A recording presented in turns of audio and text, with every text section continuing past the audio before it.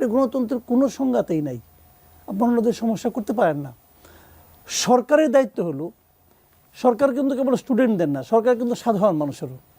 সরকারের দায়িত্ব হলো সাধারণ মানুষের পথটাকে পরিষ্কার রাখা। সরকারের দায়িত্ব হলো যাদের মধ্যে ক্ষোভ আছে সেই ক্ষোভটা নিরসন করা। নিরসন করার পদ্ধতি অনেকগুলো আছে, তাদের সঙ্গে আলোচনা করেন। আলোচনা কি সরকার করেছে? আলোচনা তো করতে হবে, কার্যকর আলোচনা করেন। আবার যারা দাবি করেছে, দাবিটা যদি ন্যায়সঙ্গত না হয়, সেই দাবি আলোচনা করে তাদের বোঝার বিষয়গুলির সমাধান কিন্তু কঠিন হয়ে যায়। এটা দেখে রাজনৈতিক গভর্নমেন্ট থাকতে এত কষ্ট হতো না কিন্তু অরাজনৈতিক গভর্নমেন্ট তো ধরেন ওই স্টুডেন্টদের মধ্যে বিভিন্ন মানে আপনার রাজনৈতিক দলের লোকজন আছে, কিন্তু ওই এলাকায় বিভিন্ন দলের রাজনৈতিক লোক আছে, তাদের কিন্তু এই আন্দোলনের কোনো ভূমিকা নাই, তারা কিন্তু চুপচাপ বসে রয়েছে সবাই। এবং সরকারও চাইতে পারতো, এটা তো একটা ইস্যুটা এটা ন্যায় ভিত্তিক ইস্যু না অন্যায়ের ইস্যু সে আলোচনা পরে করেন আপনি। এটার ইস্যু তো রাস্তাঘাট বন্ধ করে রাখছে, এটার ইস্যু না। দাবি তো অনেকগুলো আছে। আরও ওই যে কয়েকদিন আগে দেখলাম ওইদিকে রাস্তা, একদিন দেখলাম যে এদিকেও মহাখালীর দিকেও বন্ধ, আবার ওই দিকেও বন্ধ, শ্যামলীর দিকেও বন্ধ। তো আপনার সমাধানটা কীভাবে করলেন? সরকার কি করছে বলেন তো? এই দুইটা ঘটনা সরকারের কি ভূমিকা ছিল? সরকার কি দুই জায়গায় গেছে? আহ্বানটা কার কাছে করছে? আহ্বানটা কিভাবে করছে? এই আহ্বান জানানোর জন্য তারা কি তাদের সচিবালয় থেকে বেরিয়ে আসছে? সচিবালয় থেকেই আহ্বান জানিয়েছে। তাহলে ওই আহ্বানে কি মূল্য আছে? আসছিলেন 2 দিন আগে, আপনি আসলেন রাজপথে, অথবা আসলেন ঘরে অবসর নিয়ে বসে নাতিদের সঙ্গে বসে খেলাধুলা করতেছিলেন। এখন আপনি সচিবালয় থেকে আর বাড়িতে পারেন না, কি কারণে? এটা তো কোনো কথা হলো না। আপনি যেখানে গেছেন যাইনি, বসে আপনি হয়ে গেছেন, অফিসার হয়ে গেছেন। ভাই এইগুলি ঠিক না। তাদের উচিত ছিল এদের সঙ্গে বসতেছে না, হ্যান্ডেল করে না। মাঝখানে দেখলাম একদিন প্রধান উপদেষ্টা বলতেছে যে আপনারা রাস্তা বন্ধ করবেন না, আমাদেরকে কাজ করতে দেন। হ্যাঁ, আপনাদের যেটা আছে আমাদের লিখিতভাবে জানান। ওকে, লিখিতভাবে আমি জানাবো কোথায়? কিচ্ছু না। কেন দেখেন, এটা ডিসিশন নেওয়ার ব্যাপার, এটা তো খুব জটিল কোনো ব্যাপার না। আপনারা বলতে পারতেন, আপনারা রাস্তায় নামার আগে আপনাদের সমস্যাগুলো যৌক্তিকতা উল্লেখ করে আপনারা আমাদেরকে মেইল করেন। ওনারা মেইল অ্যাড্রেস দিয়ে দিতে পারতো, একটা মেইল অ্যাড্রেস দিতে পারতো। সেই মেইলটা দিলে পরে 2 দিন 3 দিনের মধ্যে ওইটাকে জাজ করে তার লোকজন দেখে এটা কতটুকু কী করা যাবে তাদেরকে ইনফর্ম করতে পারতো মেলে। এই মেলের মাধ্যমে জমা দিতে পারতো যে এটা আমাদের পক্ষে সমাধান করা সম্ভব, আমরা অতদিনের মধ্যে করতে পারবো। অথবা সম্ভব না, কাজে আপনি এটা নিয়ে আন্দোলন করেন না, করলে কিন্তু আমরা ব্যবস্থা নেব। যাই বলেন আপনি বলতে পারতেন তো। আপনি কি বলতেছেন? কোনো রকম মেল অ্যাড্রেস দিচ্ছেন আপনি? আপনার একটা প্রেস উইং আছে, এই প্রেস উইংয়ের কাজটা কি? বিভিন্ন জায়গায় যে ময়লা ফেলানো, এটা আপনার কাজ? আর রাজনৈতিক বক্তৃতা দেওয়া? প্রেস সেক্রেটারি বলে এই গভর্নমেন্ট নাকি অরাজনৈতিক সরকার না, এটা বলে এখতিয়ার অরিজিন থেকে, ও তো চাকরি করে, সে তো একজন এমপ্লয়ি, আমার টাকা সে বেতন পায় রে ভাই। তার এই কথা বলে এখতিয়ার তার কে দিচ্ছে? একটা এই ব্যক্তিকে সে এখতিয়ার রাখে? রাজনৈতিক সরকার কি অরাজনৈতিক সরকার এটা বলবে কে? এটা বলবে ক্যাবিনেট, এটা বলবে প্রধান উপদেষ্টা। কোনো উপদেষ্টার মুখে পর্যন্ত শুনছেন সেটা বলছে এটাকে রাজনৈতিক? তিনি তো প্রধান উপদেষ্টার মুখপাত্র। সে প্রধান, তাহলে আমি ধরে নেব এটা প্রধান উপদেষ্টার মানে বক্তব্য। যদি এটা প্রধান উপদেষ্টার বক্তব্য হয়, তাহলে এই গভর্নমেন্ট নির্বাচন কেমন করে পরিচালনা করবে? এই নির্বাচনকে কোনো পলিটিক্যাল গভর্নমেন্ট পরিচালনা করার এখতিয়ার আছে? আমরা তো মনে করি নাই। আমরা এতদিন ধরে আন্দোলন করছি নির্বাচন হবে একটা নির্দলীয় সরকারের অধীনে, যে যারা কোনো দল করে না। তো প্রধান উপদেষ্টা যদি নিজেই বলে যে আমরা একটা রাজনৈতিক সরকার, তাহলে সে নির্দলীয় কী করে হলো? বলেন কি করে হলো? ভাই সিম্পল কোশ্চেন তো, জবাব দেন। ওনারা মনে করেন যে উনি এপিতে চাকরি করছেন, জ্ঞান ট্যান আছে, আর বাদ বাকি সবাই বোধহয় চানাচুর খায় না?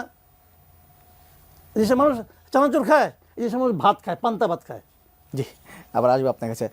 আবু আলম মোহাম্মদ শহীদ খান, আপনার কাছে জিজ্ঞেস করবো, শিক্ষার্থীদের আন্দোলন যদি দেখি, এর আগে আমরা কয়েকটি আন্দোলন দেখলাম। ইবতদায়ী শিক্ষার্থীদের মানে শিক্ষকদের আন্দোলন ছিল, সেখানে কিন্তু আমরা দেখেছি পুলিশ ব্যবস্থা নিয়েছে, যখন তারা সচিবালয়ের দিকে যাচ্ছিল ব্যবস্থা নিয়েছে।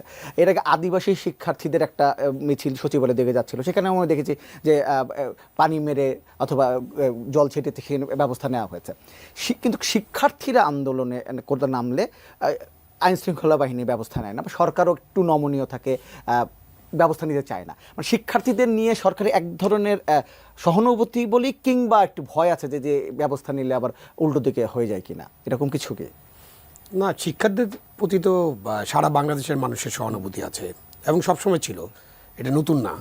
এই শিক্ষার্থীদের মানুষ অন্যভাবে চিন্তা করে এবং 5ই আগস্টে যে সরকারের পতনের পর এই 36 দিনের যে আন্দোলন, সেই আন্দোলনে শিক্ষার্থীদের যে ভূমিকা, এই ভূমিকার কারণে তাদের প্রতি সম্মান বা তাদের প্রতি সহানুভূতি বা তাদের প্রতি একটা ভালোবাসা মানুষের আছে এবং এই সরকারেরও আছে।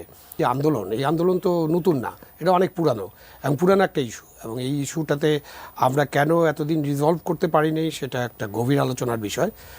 কেন তাদেরকে আবার জাতীয় বিশ্ববিদ্যালয় থেকে বের করে আনা হয়েছিল, কী কারণ, কাদের মধ্যে কি ঘটেছিল, এগুলো অনেক আলোচনার বিষয় আছে এবং কিছু কিছু জিনিস জানা যায়।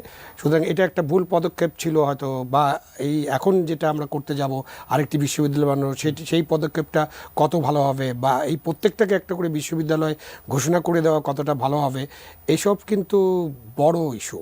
এই ইস্যু কিন্তু আপনি রাস্তাঘাট বন্ধ করে এটা সমাধান হবে না। সে কারণে আমাদের দেশে যে 12-13টা সংস্কার কমিশন গঠন করা হয়েছিল, তখন অনেকেই এটা বলেছেন যে শিক্ষা সংস্কার কমিশন একটা করা উচিত, এবং শিক্ষা নিয়ে আমাদের অনেক কথা আছে। আপনার দেশে নানান শিক্ষা ব্যবস্থা, 6 রকম, 7 রকম, 10 রকম, হ্যাঁ, আপনি একদিন মাদ্রাসা আছে, ইবতেদায়ী আছে, প্রাইমারি স্কুল আছে, আপনার কিন্ডার গার্ডেন আছে, মানে নানান মুখী আমার বিশ্ববিদ্যালয় আছে, পাবলিক প্রাইভেট বিশ্ববিদ্যালয় আছে, মানে ইউনিভার্সিটি কলেজ আছে, কলেজ ইউনিভার্সিটি আছে। এই সব বিষয় নিয়ে আসলে আমাদের একটু কাজ করতে হবে, এবং এই অন্তর্বর্তীকালীন সরকার এটা শুরু করে যেতে পারতো, এবং তারা শেষ করতে পারবেন না, কারণ কোনোটাই তারা শেষ করতে পারবেন না, এটা একটা পরিষ্কারভাবে জানা দরকার। যেহেতু আপনি যখন হেডলাইন পড়ছিলেন তখন দেখা গেল ঐক্যমত্য কমিশন আলাপ আলোচনায় বসবে।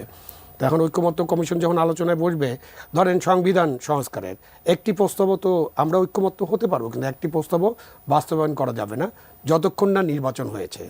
নির্বাচনের মধ্য দিয়ে একটি সংসদ গঠিত হলেই কেবলমাত্র সংবিধানের কাটাছেঁড়া করা যাবে বা সংশোধন করা যাবে। সুতরাং আমাদেরকে অপেক্ষা করতে হবে, হয়তো আমরা একমত হতে পারবো কিছু কিছু বিষয়ে। তো যে কোনো আন্দোলন, আমি যারা এই আন্দোলনে আহত হয়েছিলেন তারা কিন্তু অনেক দিন ধরে একটা আন্দোলন করছেন এবং অনেক কথা বলছেন তারা। আমার কাছে খুব অবাক লাগে যে শহীদদের যে ফ্যামিলি, তারাও আন্দোলন করছেন, তারাও অনেক কথা বলছেন। আমার কাছে খুব অবাক লাগে যে আমাদের প্রায় 8 লক্ষ কোটি টাকার নাকি বাজেট হবে আগামী, এবং এর আগে তো 7 লক্ষ কোটি টাকার উপরে বাজেট ছিল, এবং বাজেটে অনেক থোক বরাদ্দ আছে। আমাদের প্রধান উপদেষ্টার কাছে একটা তহবিল আছে এই যে বন্যা, সাইক্লোন এইসব মোকাবিলা করার জন্য। তা এই তহবিলটার অঙ্ক খুব কম না। তারপরে তারা একটা জুলাই ফাউন্ডেশন করেছেন, সেখানেও টাকা পয়সা আছে। তো এইসব ক্ষেত্রে আপনি একটা তালিকা করে তাদের যার যেরকমভাবে তাদেরকে পুনর্বাসন করা, এটার জন্য কিন্তু 6 মাস লাগে না, এটা খুব দ্রুত করা যায়। এবং আপনি যত দেরি করবেন তত এই তালিকা নিয়ে তত নানান কথাবার্তা হবে এবং একটা বিতর্কিত অবস্থা সৃষ্টি হবে। যেমন এখন আপনার 867 জনের বোধহয় একটা গেজেট নোটিফিকেশন করছেন, সো আপনি তো তালিকাটা করেই ফেলছেন। এখন দরকার যে এই তালিকার ভিত্তিতে কাদের কি অবস্থা এবং তাদের অবস্থাটা বিবেচনা করে তাদের সাথে কথা বলে তাদেরকে কাজ করা দরকার হলে। আপনি তো এই সরকার তো একটা এনজিও সরকার, অনেক এনজিওর প্রধানরা এখানে আছেন। দরকার হলে বাংলাদেশে তো এনজিওর কোনো অভাব নেই, একটা ইন্ডিপেন্ডেন্ট এনজিও আপনি দায়িত্ব দিতে পারেন।